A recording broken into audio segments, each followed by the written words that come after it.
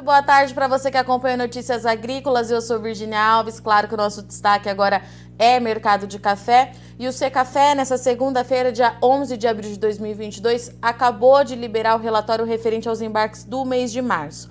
Mas para a gente entender como é que está a questão logística, você vem acompanhando aqui nesses últimos meses entraves bastante complicado. O Brasil reduziu um pouquinho o embarque nos últimos meses, mas para a gente entender como é que vem esse relatório do último mês, eu convido para conversar aqui com a gente agora Eduardo Heron, diretor técnico do Secafé. Seja muito bem-vindo, Edu. Boa tarde, uma satisfação muito grande estar aqui com vocês mais uma vez, nos permitir, né, desfrutar do prestígio desse canal, que para nós é uma parceria muito importante. E, como sempre, uma alegria muito grande estar aqui falando das exportações de café do Brasil. Vamos lá, então, Edu. Volume final de 3,6 milhões de sacas no mês de março. O que isso significa na prática, Edu? O cenário melhorou, não melhorou? Tem algum ponto de atenção? Como é que você avalia tudo isso? Vivi, no geral, as exportações de café no mês de março, nós consideramos ela muito positiva, principalmente quando você compara períodos, né, de ciclos produtivos, né? Se nós olharmos que março de 2020, nós estávamos vindo de um período de entre-safra, né, de ciclo de produção menor, o março de 2022, se assemelhando à condição da oferta do café naquela ocasião, foi um resultado muito positivo.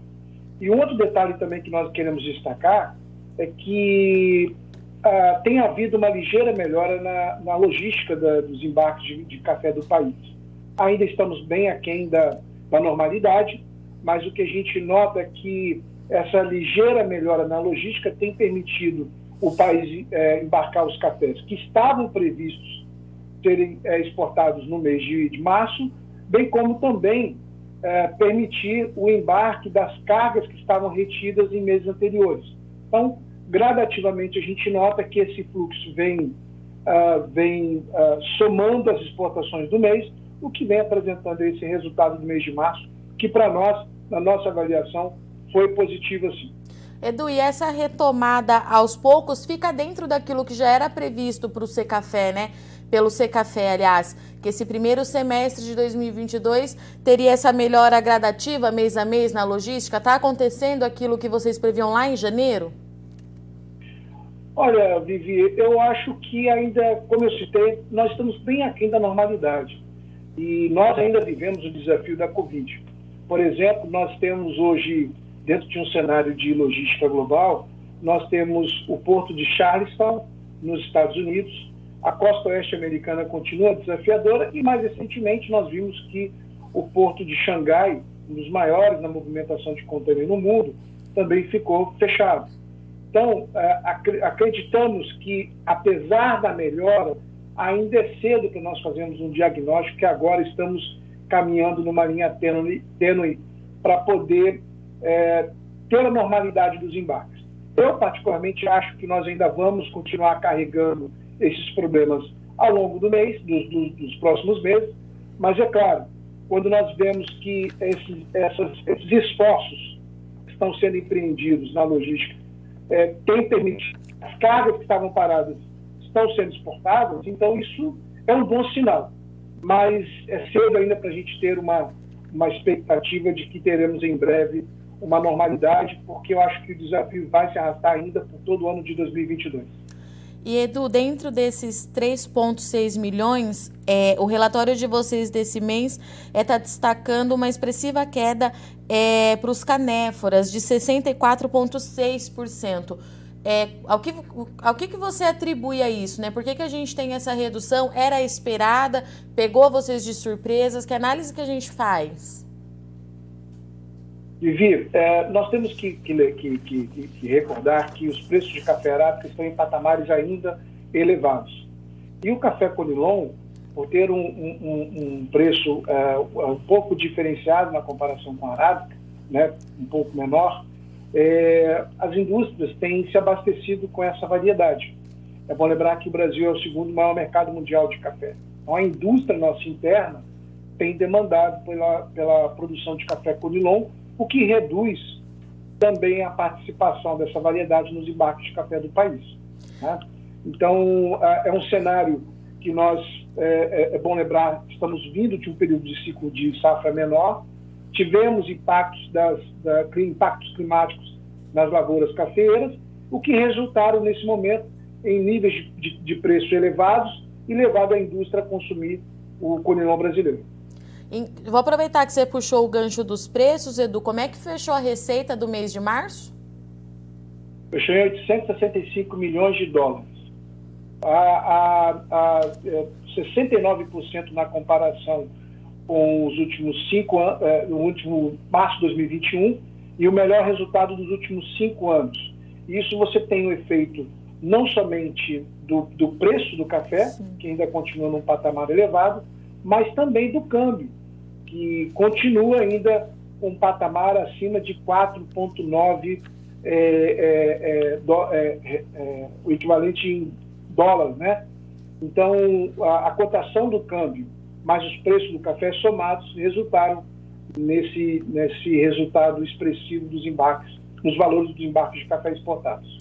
E mudando um pouquinho de assunto agora, Edu, uma coisa que chamou a atenção e que a gente perguntou muito nos bastidores, né, para o Secafé, como é que estava evoluindo a situação, é a questão da guerra, a Rússia e a Ucrânia e os embarques de café com esse destino, né, com esses dois destinos. E a gente sabe que a Rússia é um importante parceiro comercial do Brasil e vocês também destacaram isso nesse relatório do mês de março. O que a gente tem, qual é o cenário atual quando a gente fala em guerra e café, Edu?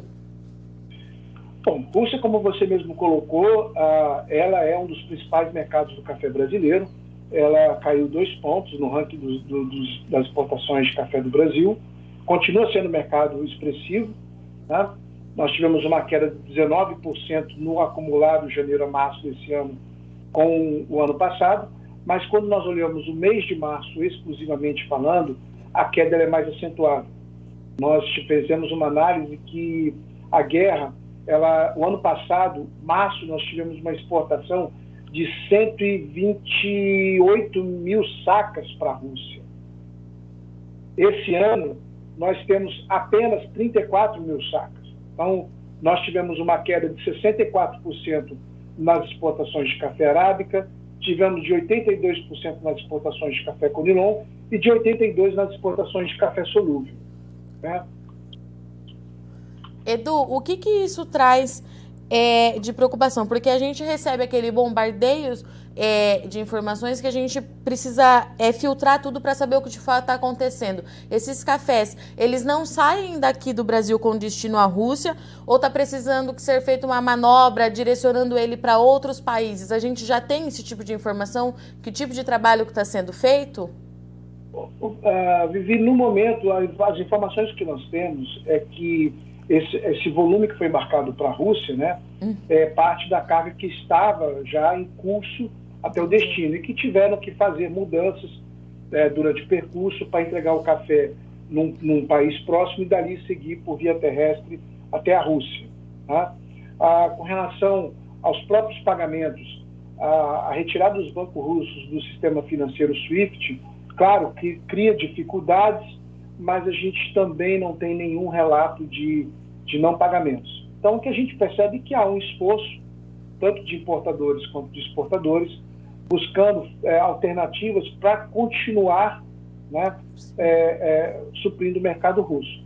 Mas é um desafio que não apenas está entre os exportadores e importadores, né?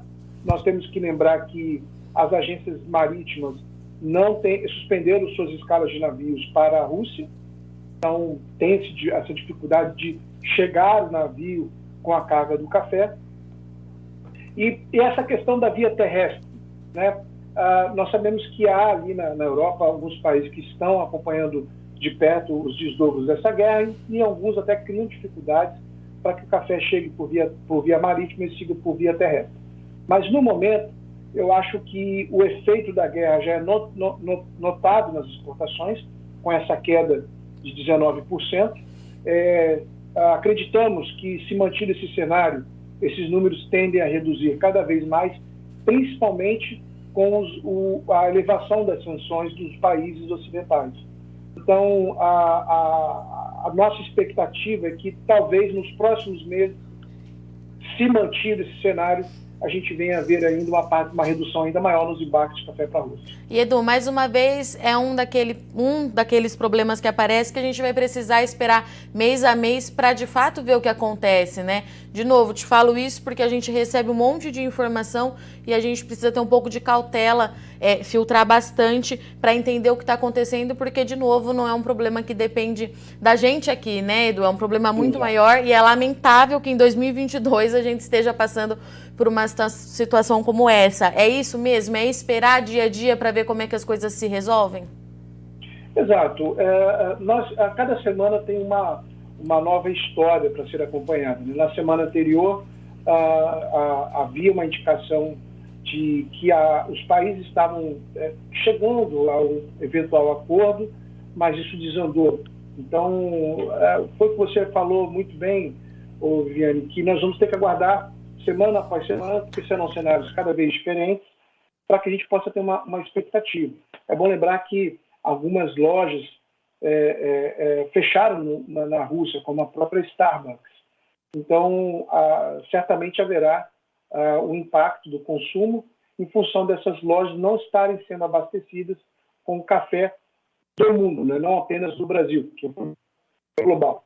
Mas isso certamente, se mantiver esse cenário, vai trazer impacto ao consumo russo, que, como temos visto, tem se desenvolvido de uma forma expressiva, tem aumentado as nossas compras, né, do café brasileiro para a Rússia, e isso traz para nós um sentimento ruim, porque em pleno século XXI nós ainda presenciarmos esse tipo de movimento de guerra é ruim, né? É ruim não somente pelas vítimas que são relatadas, mas também pelo próprio comércio de café e de outros produtos que vem aumentando entre a Rússia e o Brasil.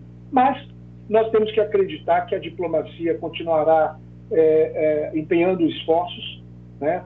Eu quero crer que tenhamos aí, se não for nas próximas semanas, nos próximos meses, um desfecho positivo, porque realmente, se prolongar esse cenário, não há dúvida que teremos aí impactos no comércio de café do Brasil. Mais impactos.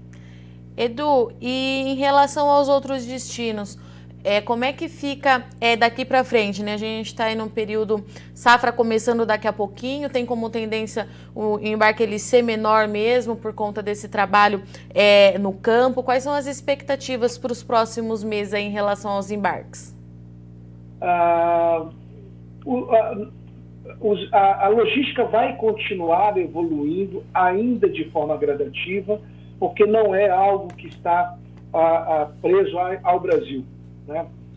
Nós ainda temos, acompanhando a questão logística nos outros portos, que ainda há um número de retenção expressiva de navios na costa oeste americana, agora na China. Isso certamente traz impactos. Mas a gente tem que reconhecer que esses esforços eles vêm acontecendo mês a mês. Aconteceu no mês de fevereiro, em março também veremos essa evolução, mas ainda modesta e aquém da normalidade. Então nós vamos ver ainda, até a entrada da próxima safra, volumes menores de café, mas volumes que vão representar não somente a carga prevista para aquele mês de embarque, mas também das cargas represadas. Nós temos conversado muito com os nossos associados e temos tido relatos de que ainda há um grande volume represado nos portos. Então, o que a gente vai ver nos próximos meses, até a entrada da nova safra, esse período de entre-safra levando para fora o que já estava previsto e carregando também junto as cargas que estavam paradas. Esse é um cenário que a gente vai ver pelo menos nos próximos 2 meses, até a entrada da próxima safra, né? E vamos ver como que o mercado vai estar se comportando, principalmente porque a gente tem ainda esses envolvimentos da guerra que impacta não somente o Brasil, mas o mercado mundial, né? Então acho que vai ser um exercício semanal para o acompanhamento de como serão essas expectativas no consumo de café, né, na produção, nos embarques, nos próximos meses. Perfeito, Edu. Obrigada, viu? Por hoje é só. Mais uma vez, muito obrigada pela disponibilidade, sua disponibilidade, do Secafé, Se já está cansado de saber, portas abertas, voltem sempre e até mês que vem. Muito obrigado, uma boa noite para vocês. Até logo. Tchau, tchau. Portanto, essa foi a nossa conversa com Eduardo Heron, diretor técnico do Secafé, que trouxe para a gente aí os resultados do mês de março. O Secafé destacou, então, nesse relatório, embarque de 3,6 milhões de sacas de café. O Edu trouxe para a gente o seguinte: teve uma ligeira melhora na condição logística, mas ainda está muito longe do que é o ideal, muito longe do que o Brasil estava habituado a trabalhar.